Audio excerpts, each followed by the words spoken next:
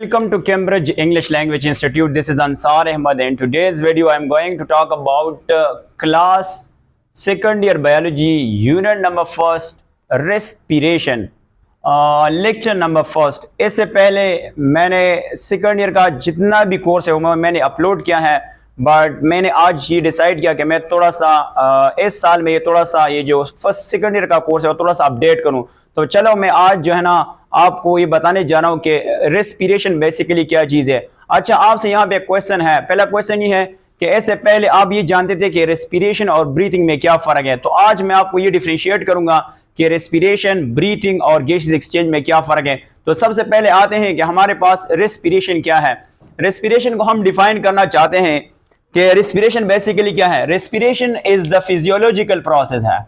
ये कौन सा प्रोसेस है? ये फिजियोलॉजिकल प्रोसेस है। फिजियोलॉजिकल प्रोसेस से मुराद ये है कि इनमें से फिजिकल ऑर्गन इन्वॉल्व है, और आपको पता है इन केस ऑफ ह्यूमन हमारे पास क्या है, वो लंग्स है। इस फिजियोलॉजिकल प्रोसेस से मुराद होते हैं ब्रीथिंग। सो ब्रीथिंग क्या हुआ? Breathing is the part of respiration. अच्छा, दूसरा हमारे पास क्या है? बायोकेमिकल प्रोसेस है। अब बायोकेमिकल प्रोसेस से क्या मुराद होता है? बायोकेमिकल प्रोसेस से मुराद होता है कि ब्रेकडाउन ऑफ ग्लूकोज होता है, और इससे जो है क्या होता है, रिलीज ऑफ एनर्जी होता है। तो रेस्पिरेशन जो है ना ये बायोकेमिकल प्रोसेस में, इससे मुराद होता है से सेलुलर रेस्पिरेशन भी आता है। अच्छा, देख लेते, दो पॉइंट्स हो गए।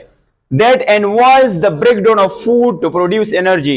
ये कहां पे आता है? ये बेसिकली आता है बायोकेमिकल प्रोसेस में आता है। दूसरा रेस्पिरेशन में आता है inhalation and exhalation of air. Inhalation से क्या मुराद होता है? Inhalation and exhalation we also called breathing, यानी हवा का अंदर दाखिल होना और हवा का बाहर निकालना, यानी ऑक्सीजन इनटेक और कार्बन डाइऑक्साइड निकालना। ये हमारे लिए क्या है? ब्रीथिंग। इसकी स्टेप्स भी आगे हम डिटेल से डिस्कस करेंगे। अच्छा, नेक्स्ट हमारे पास क्या है कि exchange of gases between the body and environment, यानी गैसेस का एक्सचेंज होना है बिटवीन बॉडी और एनवायरनमेंट। ये सब हम एक डायग्राम से देखेंगे, बट आपको ये डेफिनेशन जो है ना याद करना है कि इस डेफिनेशन का मतलब क्या है। इनमें से तीन चीजें हैं, एक है ब्रीथिंग, दूसरा है सेलुलर रेस्पिरेशन, और तीसरा हमारे पास एक गैसेस एक्सचेंज है। अब देख लेते हैं हमारे पास जो रेस्पिरेशन है, ये बेसिकली इसके दो पार्ट्स हैं। फर्स्ट पार्ट का नाम है एक्सटर्नल रेस्पिरेशन। अब एक्सटर्नल रेस्पिरेशन से क्या मुराद होता है? External respiration is also called breathing, या इसको हम पल्मोनरी वेंटिलेशन भी कहा जाता है। अच्छा, जो हमारे पास एक्सटर्नल रेस्पिरेशन है तो ये बेसिकली दो स्टेप्स पे मुश्तमिल होता है। एक का नाम है इनहेलेशन, दूसरे का नाम है एक्सहेलेशन।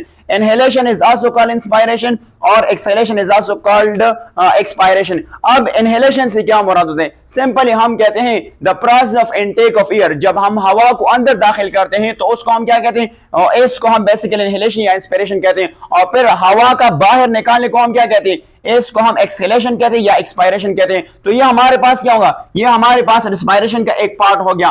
दूसरा पार्ट हमारे पास internal respiration. Sometime internal respiration is also called cellular respiration. इसको हम कहा जाता है सेलुलर रेस्पिरेशन कहा जाता है। और अगर हम इंटरनल रेस्पिरेशन को देखें तो इसके फर्दर जो है ना पार्ट्स है। नंबर फर्स्ट हमारे पास है गैसेस एक्सचेंज। अब गैस एक्सचेंज किसके दरमियान होने, और मैं आपको दिखाऊंगा इसके बाद। हमारे पास है between the lungs and blood stream, ये भी इसका पार्ट है। नेक्स्ट हमारे पास है transport of gases. Transport of gases किसके दरमियान होगा? ये ब्लड स्ट्रीम और टिश्यू के दरमियान होगा।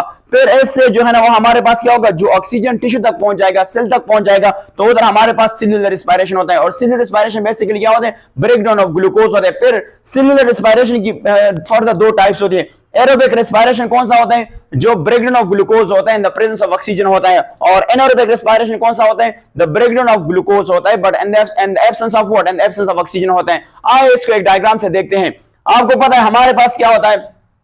हमारे पास जो पूरा, क्योंकि ब्रीथिंग के लिए हमें एक सिस्टम चाहिए और इस सिस्टम का नाम है ह्यूमन रेस्पिरेटरी सिस्टम। वो हम नेक्स्ट वीडियो में डिस्कस करें, बट यहां पे हम डिस्कस करता हूं कि हमारे पास जो इंस्पायरेशन होता है और इंस्पायरेशन से ब्रीथिंग से फर्दर जो स्टेप्स आते हैं, फॉर एग्जांपल हमारे पास गैस एक्सचेंज या ट्रांसपोर्ट ऑफ गैसेस और सेलुलर रेस्पिरेशन, ये सारे एक डायग्राम से देख लेते हैं। हमारे पास क्या होता है? हमारे पास अगर देख ले तो हमारे पास होता है अलवेलाय होता है। अलवेलाय क्या है? अलवेलाय जो है ना ये बेसिकली जहां पे गैसेस एक्सचेंज होता है, ये टर्मिनल पॉइंट होता है। तो अगर हम यहाँ पे लेंगे हमारे पास ये हमने क्या लिया? ये हमने एक अल्वेलस लिया। अल्वेलस क्या है? ये हमारे पास अलवेलाय प्लूरल होता है। तो ये मैंने लिया, इसको हम कह सकते हैं ये हमारे पास क्या है? अलवेलाय है, इसको अल्वेलस कहते हैं। ये हमारे पास क्या है? एक सिंगुलर अल्वेलस होता है। और आपको पता है हमारे पास हवा कहां से आता है? तो डेफिनेटली आपको पता है हमारे पास जो सिस्टम है human respiratory system, for example nose है, यानी नोज से फिर नेस्ट्रल और नेस्ट्रल से फिर अब नेजल कैविटी फिर हमारे पास फेरिंग्स होते हैं, फिर लेरिंग्स, ट्रेकिया, ब्रोंकाई, ब्रोंक्यूल्स और फिर हमारे पास क्या है अल्वेलाई। तो हम यहाँ पे वो जगह जहां पे गैसेस एक्सचेंज होते हैं मैं आपको ये बता रहा हूं। तो आपको पता है हवा कहां से आएगा, हवा बाहर से पूरा रेस्पिरेटरी सिस्टम से गुजर करके ऑक्सीजन कहां पे आ जाएगा, यहां पे हमारे पास O2 आया, यहां पे हमारे से O2 आया। और आपको पता है कि इसके इर्द गिर्द हमारे पास क्या होता है, ब्लड कैपिलरीज होता है, इसके इर्द गिर्द हमारे पास क्या होते हैं, ब्लड कैपिलरीज होता है।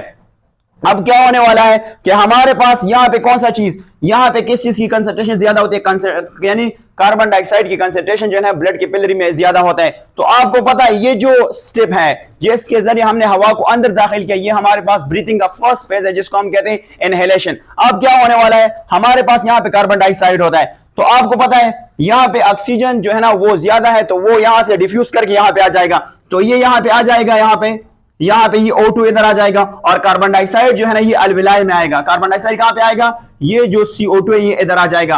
तो अब देखो ये कार्बन डाइऑक्साइड अब अल्वेलस में आया और अल्वेलस से बाकी क्या कर, ये लंग से बाहर जो है वो क्या एक्सपेल आउट किया जाता है। तो इन दोनों प्रोसेस को हम ब्रीथिंग कहते हैं। फिर ब्रीथिंग के बाद ये दो स्टेप आपके पास, यहां से ऑक्सीजन आना लंग्स तक और फिर लंग से बाहर जाना, ये हमारे पास कौन सा स्टेप हो गया, ये हमारे पास सबसे पहला ये हुआ और फिर दूसरा स्टेप। अब दूसरा स्टेप हमारे पास क्या है, गैसियस एक्सचेंज है। अब गैसियस एक्सचेंज से क्या मुराद होता है, यहां से ऑक्सीजन का यहां तक आना और यहां से कार्बन डाइऑक्साइड का यहां तक आना, इसको हम कहते हैं गैसियस एक्सचेंज। अब गैसियस एक्सचेंज जो है ना, इसके बाद हमारे पास इस चैप्टर में आएंगे वो है ट्रांसपोर्ट ऑफ गैसेस। अब आपको पता है हमारे पास यहां पे क्या आया, यहां पे हमारे पास ऑक्सीजन आया, तो आपको पता है यहां पे हमारे पास क्या है, ब्लड है, यहां पे हमारे पास क्या है, ब्लड। अब इस ब्लड ने इस ऑक्सीजन को सेल और टिश्यू तक लेके जाना है, तो इसको हम क्या कहते हैं, इसको हम ट्रांसपोर्ट ऑफ गैसेस कहते हैं। फॉर एग्जांपल यहां पे हमारे पास क्या है, यहां पे हमारे पास क्या है, यहां पे हमारे पास सेल्स है, बल्कि टिश्यू हम क्या कर सकते हैं। तो आपको पता है ये ऑक्सीजन ब्लड में हमारे पास हीमोग्लोबिन है और इसको कहां तक लेके आएगा, इसको लेके आएगा सेल तक, और we can also call tissue, ये कहां तक लेके गया, टिश्यू में लेके आएगा। अब देखो हमारे पास यहां से जो ऑक्सीजन यहां तक टिश्यू तक ले गया, तो इसको हम कहते हैं ट्रांसपोर्ट ऑफ गैसेस। तो ये हमारे पास क्या हुआ, ट्रांसपोर्ट ऑफ गैस हुआ। अब सेल तक कौन सा चीज मिल गया, अगर सेल को ऑक्सीजन मिल गया तो यहां पे हमारे पास कौन सा प्रोसेस स्टार्ट होता है, यहां पे हमारे पास प्रोसेस का नाम है सेल्यूलर रेस्पिरेशन। यहां में हमारे पास क्या स्टार्ट हो जाएगा, सेल्यूलर रेस्पिरेशन जो है ना स्टार्ट हो जाएगा, सेल्यूलर रेस्पिरेशन। और सेल्यूलर रेस्पिरेशन किसको कहते हैं, ब्रेकडाउन ऑफ ग्लूकोज। और जब ब्रेकडाउन की ग्लूकोज हो जाता है तो आपको पता है सेल को क्या मिल जाता है, सेल को एटीपी मिल जाता है जिसको हम एनर्जी कहते हैं। और ये सेल फिर मुख्तलिफ पर्पस के लिए, यानी बॉडी में जितनी भी फंक्शन के लिए उसके लिए इस्तेमाल होता है। दूसरा बात ये, फिर ये जो सेल्यूलर रेस्पिरेशन होता है ये भी दो तरह के होता है, एक का नाम है एरोबिक रेस्पिरेशन, दूसरी का नाम है एनारोबिक रेस्पिरेशन।